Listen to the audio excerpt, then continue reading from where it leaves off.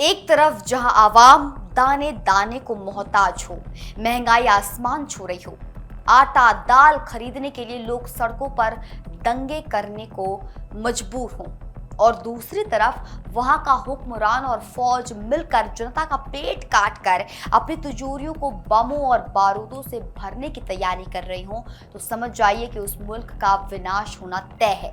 हमारे पड़ोसी देश पाकिस्तान से इस वक्त की सबसे बेहद चौंकाने वाली और उसकी कंगाली का मजाक उड़ाने वाली इनसाइड बजट स्टोरी सामने आ रही है।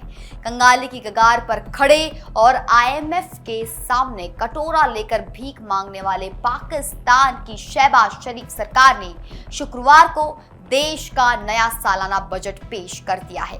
हैरान करने वाली बात यह है कि 18.77 ट्रिलियन पाकिस्तानी रुपए के इस महा बजट में आम जनता को राहत देने के बजाय पाकिस्तानी आर्मी के चीफ जनरल असीम मुनीर की जिद के आगे घुटने टेकते हुए रक्षा बजट में सीधे 18% की भारी बढ़ोतरी कर दी गई है, जबकि मुल्क की बुनियादी तरक्की और विकास कार्यों के बजट में बेरहमी से कटौती की गई है। आखिर भुखमरी से जूझ रहे पाकिस्तान ने अचानक अपना सैन्य खर्च क्यों बढ़ा दिया, और ऑपरेशन सिंदूर में भारत से करारी शिकस्त खाने के बाद जनरल असीम मुनीर के दिमाग में क्या खौफनाक खिचड़ी पर पक रही है? चलिए जानते हैं इस एक्सक्लूसिव रिपोर्ट में। नमस्कार, मैं हूं आपके साथ निकिता रावत और आप देख रहे हैं इंडिया न्यूज। ये पूरा आर्थिक और सामरिक तमाशा तब शुरू हुआ जब पाकिस्तान के वित्त मंत्री मोहम्मद औरंगजेब ने शुक्रवार को नेशनल असेंबली संसद में देश का नया बजट पेश किया। इस बजट में संघीय विकास खर्च को महज 1 ट्रिलियन रुपए पर समेट दिया गया, लेकिन फौज के हिस्से में भारी भरकम रकम डाल दी गई। पिछले साल रक्षा खर्च के लिए जहां 2.55 ट्रिलियन रुपए रखे गए थे, उसे इस साल से बढ़ाकर सीधे 3 ट्रिलियन 3000 अरब रुपए कर दिया गया है। वित्त मंत्री औरंगजेब ने बेशर्मी से दलील दी कि क्षेत्र में बढ़ती अनिश्चितता के कारण देश को अजेय बनाने के लिए ये बढ़ोतरी जरूरी थी, जिसके लिए सुरक्षा जरूरतों के वित्तीय संसाधनों को एक साथ लाने पर प्रांतों के साथ विशेष बातचीत भी की गई थी। लेकिन सच तो ये है कि ये पूरा कदम पाकिस्तान की बदहाल जनता की पीठ पर टैक्स का कोड़ा मारकर उठाया गया है। डिफेंस और इकोनॉमिक एक्सपर्ट्स का साफ कहना है कि पाकिस्तान ने रक्षा बजट को 18% बढ़ाने के लिए देश के बुनियादी विकास कार्यों पर होने वाले खर्च को पूरी तरह सीमित कर दिया है। इस्लामाबाद अपनी गिरती हुई साख को बचाने के लिए केवल सैन्य तैयारियों को मजबूत करना चाहता है। एक तरफ जहां Pakistan international monetary fund IMF के कड़े प्रोग्राम के तहत वित्तीय लक्ष्यों को पूरा करने के लिए संघर्ष कर रहा है, वहीं दूसरी तरफ सरकार ने इस बार 15.26 ट्रिलियन रुपए का भारी भरकम टैक्स रेवेन्यू लक्ष्य तय कर दिया है। ये पिछले वित्त वर्ष के 14.13 ट्रिलियन रुपए से सीधे 8.2% अधिक है, ज्यादा है। यानी कि साफ है कि इस बढ़े हुए टैक्स खर्च का पूरा बोझ पाकिस्तान की सैलरी पाने वाले मध्यम वर्गीय कर्मचारियों और पहले से टैक्स के दायरे में आने वाले छोटे बिजनेसमैन की जेब काट कर ही निकाला जाने वाला है।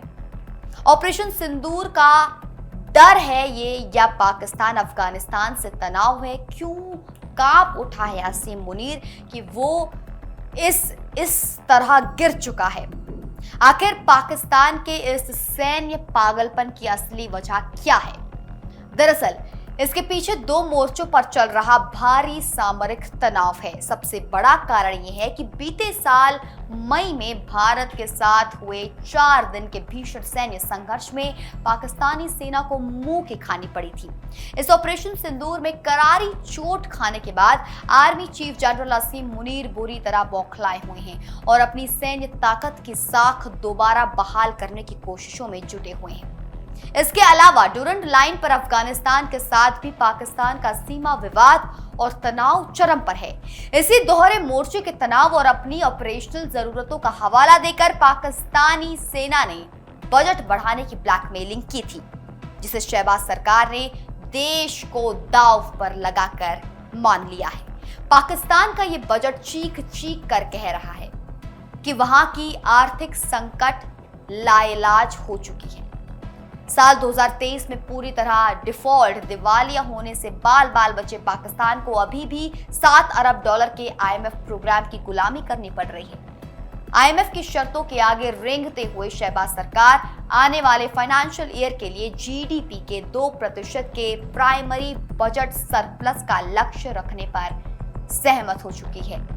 इसका सीधा मतलब यह है कि सरकार को ब्याज पेमेंट से पहले होने वाले खर्च से ज्यादा कमाई करनी होगी, जिससे मुल्क में किसी भी तरह की कल्याणकारी योजनाओं या फिर सब्सिडी की गुंजाइश पूरी तरह खत्म हो जाएगी। इसके साथ ही बजट में 7.02 ट्रिलियन रुपए के विशाल संज्ञा घाटे का अनुमान भी लगाया गया है, जिसे भरने के लिए सरकार पेट्रोलियम लेवी और भारी टैक्स वसूली का सहारा लेगी। एक डिफेंस और जियोपॉलिटिकल जर्नलिस्ट के तौर पर अगर मैं पाकिस्तान के इस नए बजट का इनसाइड पोस्टमार्टम आपके सामने रखूं, तो जो मुल्क तरक्की, शिक्षा और स्वास्थ्य के पैसों को रोककर सिर्फ बंदूकों और बारूदों को खरीदता हो, वो कभी अजेय नहीं बनता, बल्कि अंदर से खोखला होकर बिखर जाता है। भारत और अफगानिस्तान को डराने की चाहत में असीम मुनीर अपने ही देश की आवाम को भूखा मार रहे हैं, जो आने वाले दिनों में पाकिस्तान के भीतर एक बहुत बड़े गृह युद्ध जैसे हालात पैदा करने की वजह बन सकता है। आपको क्या लगता है, क्या केवल फौज का बजट बढ़ाकर पाकिस्तान भारत का मुकाबला कर सकता है, या ये उसकी तबाही का आखिरी ताबूत साबित होगा? अपनी राय नीचे कमेंट सेक्शन में जरूर साझा करें। जय हिंद।